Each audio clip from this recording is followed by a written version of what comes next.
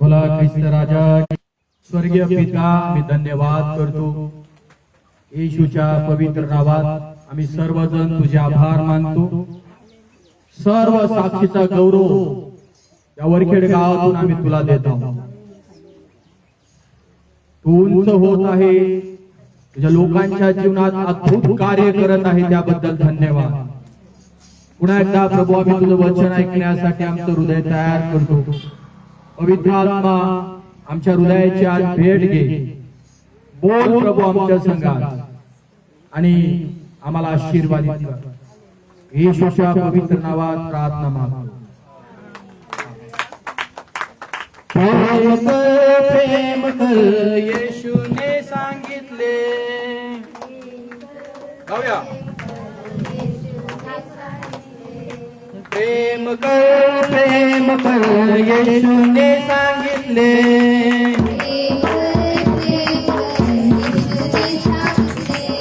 पूर्ण मनाने प्रेम कर, पूर्ण जीवाने प्रेम कर, पूर्ण बुद्धीने प्रेम कर, पूर्ण शक्तीने प्रेम कर। प्रेम कर येशूने सांगितले।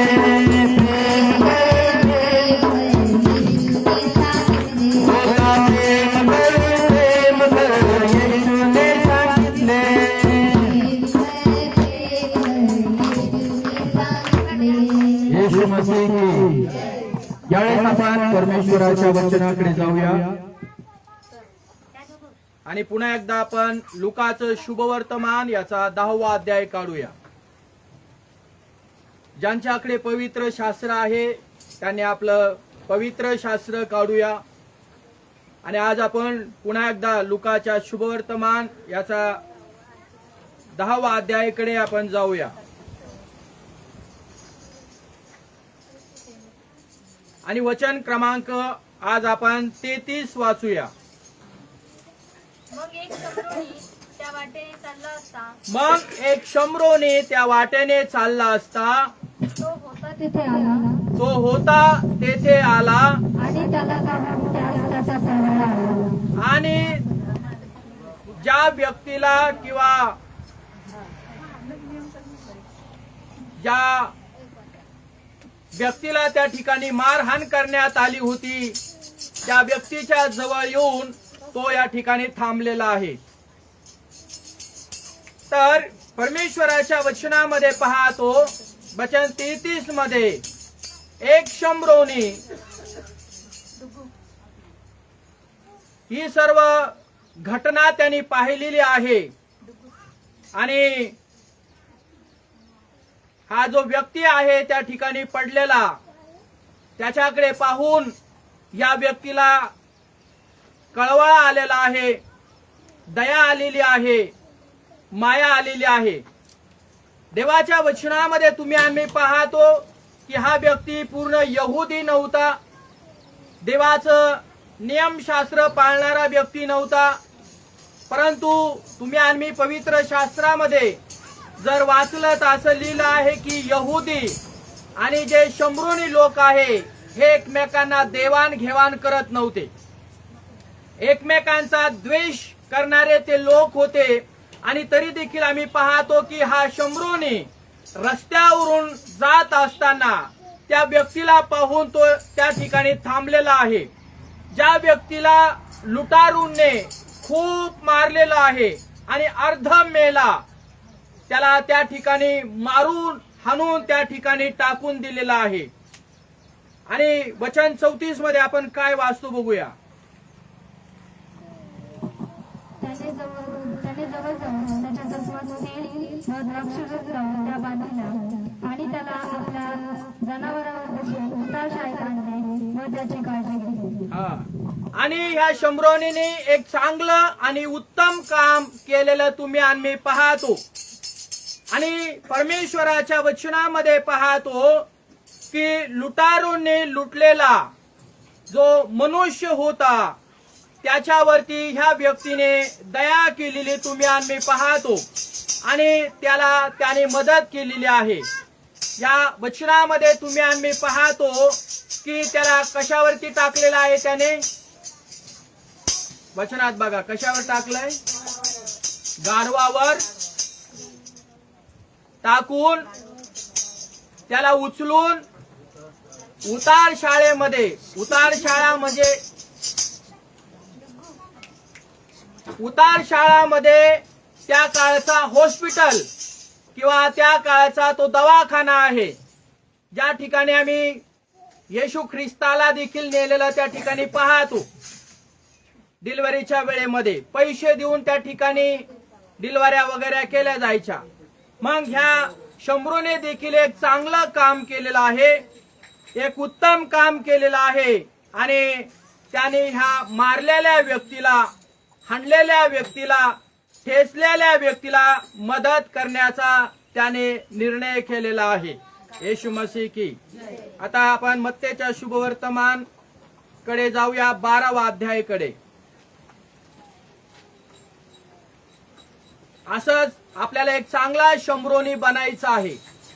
जरी देवाची आम्हाला पूर्ण ओळख झालेली नसेल, परंतु देवाची, प्रभू येशू ख्रिस्ताची आम्हाला थोडीफार जरी ओळख झालेली असेल, तर आपण दुसऱ्यांच्या मदतीसाठी उभा राहणं फार महत्वाचं आणि फार गरजेचं आहे. मत्तेचा 12वा अध्याय आणि वचन क्रमांक 17 आपण वाचूया. यासाठी की यशा संदेशाच्या द्वारे जे सांगितले होते ते पूर्ण व्हावे. मत्तेचं पुस्तक याचा 12वा अध्याय आणि वचन क्रमांक 17.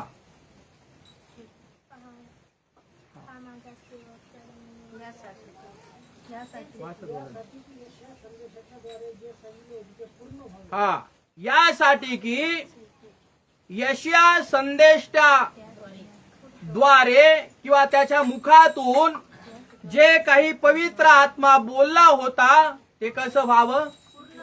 पूर्ण व्हावं. म्हणजे जी काही जुन्या करारामध्ये येशू ख्रिस्ताविषयी भविष्यवाणी करण्यात आली होती, ती या वचनामध्ये 33-34 वचनामध्ये नवीन करारामध्ये तुम्हाला आणि मला पूर्ण झालेली दिसत आहे. येशू मसीह की. म्हणजे काय? एखादा व्यक्ती मारलेला आहे, त्याला लुटलेला आहे, त्याला ठेचलेला आहे, त्याच्यावरती दया झालेली आहे. काय झालेली आहे? त्याला मदतीसाठी मनुष्य उभा राहिलेला आहे, त्याच्यावरती करुणा केलेली आहे आणि त्याच्यावरती दया करून त्याला उतार शाळेमध्ये घेऊन गेलेले आहे. येशू मसीह की. म्हणजे ही गोष्ट पूर्ण होण्यासाठी हे उदाहरण पवित्र शास्त्रामध्ये तुम्हाला आणि मला वाचायला मिळतं. म्हणजे काय? जुन्या करारामध्ये ज्या काही गोष्टी लिहिलेल्या होत्या त्या नवीन करारामध्ये पूर्ण झालेल्या तुम्ही आणि मी पाहत आहे. आमेन. वचन नंबर 33 आपण त्यामध्ये वाचूया. झाड चांगले आणि त्याचे फळ चांगले असे म्हणा. झाड चांगले आणि त्याचे फळ चांगले, अथवा झाड वाईट आणि त्याचे फळ वाईट असे म्हणा. हा, फळावरून झाड कळते. फळावरून, सगळेजण म्हणा, फळावरून झाडाची उपमा जी दिलेली आहे ती मानवाला दिलेली आहे. आणि नेहमी फळावरून झाड ओळखणं महत्वाचं आहे. आम्ही खेड्या गावामध्ये राहतो आणि आम्ही बोरीच्या झाडाला बोरच येतात असं का म्हणतो, तिथं आंबे का म्हणत नाही? कारण आम्हाला माहिती आहे ते झाड कशाचं आहे? बोरीचं आहे. आमेन. आणि जे झाड आंब्याचं आहे त्याला आंबेच येतात. बरोबर आहे का नाही? आत्मिक जीवनामध्ये देव तुम्हाला आणि मला सेवा कार्य करत असताना एका झाडाची उपमा देत आहे आणि तो म्हणतो, जो कोणी ख्रिस्तामध्ये आहे, ख्रिस्तामध्ये विश्वास धरतो आणि जीवन जगतो, त्या झाडाला चांगली फळं येतात. आमेन. चांगली फळं म्हणजे काय? गलती कराच्या पुस्तकामध्ये लिहिल्याप्रमाणे तो दुसऱ्यांवरती प्रीती करतो. काय करतो? शेजाऱ्याला सांगा, दुसऱ्यावरती काय करतो? प्रीती करतो. दुसऱ्यावरती प्रेम करतो. त्याच्यावर तो दया करतो. त्याच्यावरती तो माया करतो. त्याला तो उचलून नेतो. मग आपल्या लक्षात येतं की हा मनुष्य चांगला आहे बाबा. पटकन माझ्या मदतीला धावून आला. पटकन ती स्त्री माझ्या मदतीला धावून आली. आपण काय म्हणतो? चांगली बाई आहे, चांगला माणूस आहे, चांगला अधिकारी आहे. का? त्याच्या वागणुकीवरून, त्याच्या वर्तणुकीवरून, त्याच्या कृतीवरून तुम्हाला आणि मला लक्षात येतं की तो व्यक्ती चांगला आहे, कारण त्यांनी ऐन वेळेस तुम्हाला आणि मला सहाय्य केलेलं आहे. सेम वे पवित्र शास्त्रामध्ये देखील तुम्हाला आणि मला हीच गोष्ट शिकायची आहे. जो कोणी देवाच्या वतीने मनुष्याला मदत करतो, जे त्रासलेले आहेत, जे चेपलेले आहेत, जे ठेचलेले आहेत, जे लुटलेले आहेत, ज्यांना फटके मारलेले आहेत आणि त्यांना कुणी सहाय्य करण्यासाठी, मदत करण्यासाठी तयार नाहीये, पण आपण देवाचे लोक या नात्याने त्या लोकांना त्या खड्ड्यातून, त्या पापातून, त्या घाणीतून बाहेर काढण्यासाठी तुम्ही आणि मी मदतीला उभा राहिलं पाहिजे. म्हणा सगळेजण आमेन. आणि याच्यावरून मनुष्याला काय वाटतं की हे चांगलं झाड आहे. चांगल्या झाडाला बोला काय म्हटलं आहे? चांगल्या झाडाला म्हणा चांगलं फळ येतं.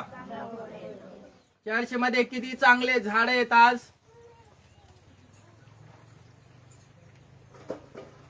प्रभू पारख करतो. झाड चांगलं असतं पण फळं पण किडके येतात. असे पण झाड आहेत ना. झाडाचे अनेक प्रकार आहे. बाहेरून दिसायला एकदम सुंदर दिसतं, चांगलं दिसतं. आपण म्हणतो काय आंबा आलाय, बापरे बापरे. परंतु फोडला आंबा तर सगळा त्याच्यात बदा बदा बदा बदा आळ्या असतात. आध्यात्मिक जीवनामध्ये आपलं जीवन आपण पारखणं फार महत्वाचं आणि फार गरजेचं आहे. येशू मसीह की. मी जर प्रभू येशू ख्रिस्तावर विश्वास ठेवून जीवन जगत आहे तर माझं कर्तव्य आहे की माझ्या जीवनातून चांगलं ते बाहेर पडलं पाहिजे. म्हणा सगळेजण आमेन. मी चांगलं झाड बांधणार. लोकांनी माझ्याकडे चांगल्या नजरेने पाहणं गरजेचं आहे. हालेलुया.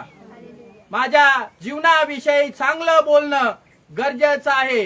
माझ्या जीवनाविषयी चांगली साक्ष देणं गरजेचं आहे, कारण मी ख्रिस्तामध्ये एक चांगलं काम करणारं झाड आहे. मग ते वाजवण्याचं असू द्या, सेवा कार्य करण्याचे असू द्या, किंवा देवाच्या सेवा कार्यासाठी आर्थिक मदत करण्याची असू द्या, दशांश देण्याचं ते झाड असू द्या, आज्ञापालन करण्याचं झाड असू द्या, एकमेकांची सेवा कार्य करण्याचं ते झाड असू द्या. झाडाला नेहमी सवय पाहिजे की मला चांगलं करायचं आहे. येशू मसीह की. चांगलं करणारा ओळखला जातो. येशू मसीह की. म्हणून तुम्ही आणि मी देवराज्यामध्ये जीवन जगत असताना दुसऱ्यांना मदत करणं तुमचं आणि माझं कर्तव्य आहे. आणि यावरून जगातले लोक तुम्हाला आणि मला ओळखतील की हे चांगलं काम करणारे लोक आहेत.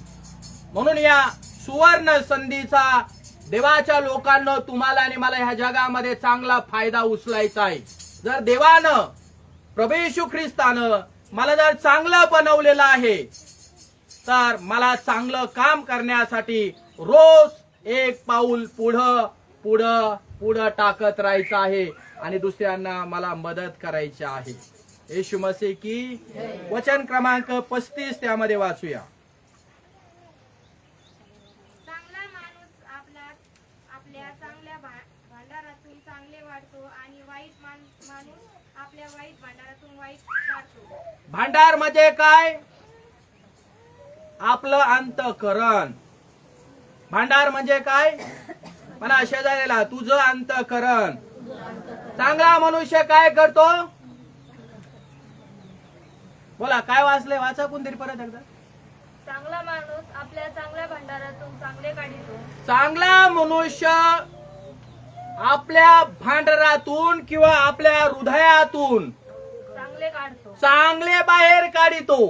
आणि वाईट बस. माणूस फक्त चर्च मध्ये चांगलं बाहेर काढितो, स्तुती बाहेर काढतो, है ना, प्रार्थना बाहेर काढतो, धन्यवाद धन्यवाद धन्यवाद बाहेर काढतो. काय बाहेर काढतो?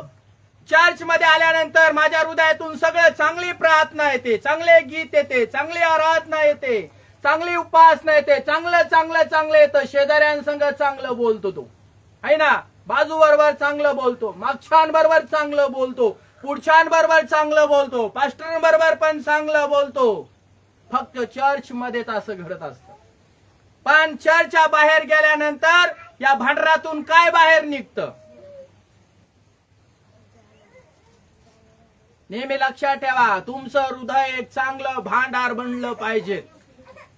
या भांडारामध्ये, या हृदयामध्ये देवाच्या वचनाचा खजिना पाहिजे.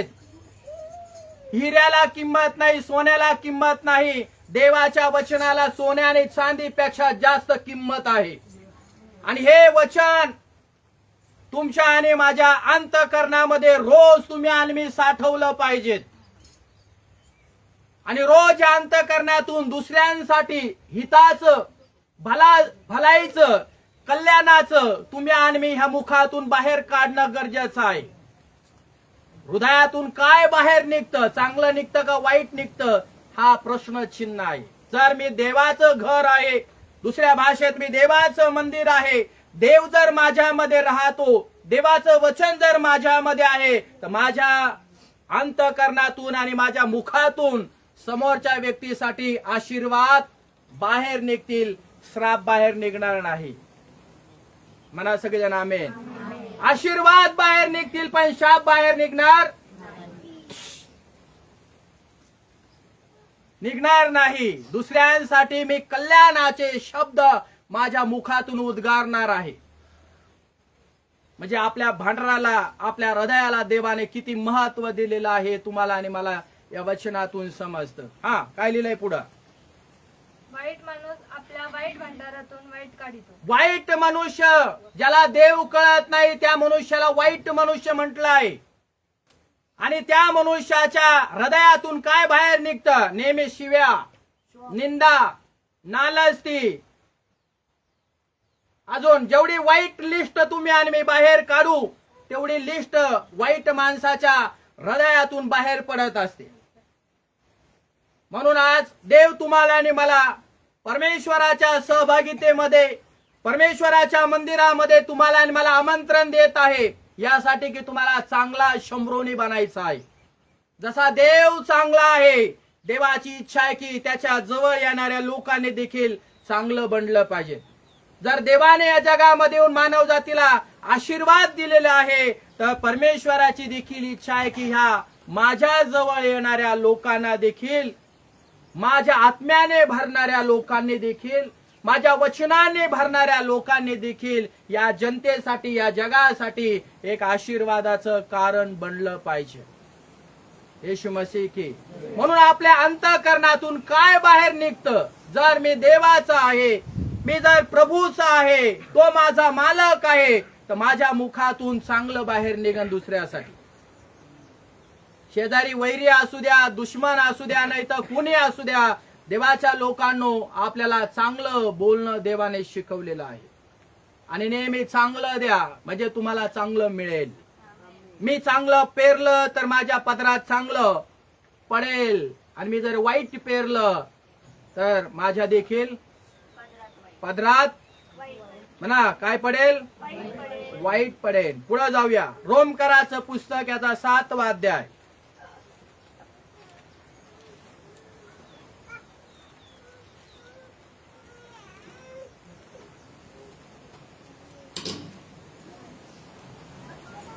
रोमकरास पुस्तक याचा 7वा अध्याय वचन क्रमांक 18 आपण वाचूया.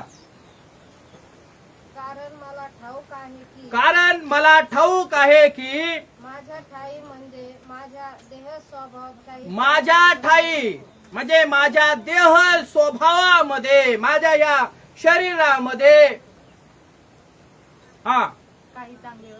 काही चांगले वसत. बोला पुढं. काही चांगले वसत. काय म्हणतो देवाचा सेवक पॉल? वाचा कोणतरी पाठीमागे वाचा. कारण मला ठाऊक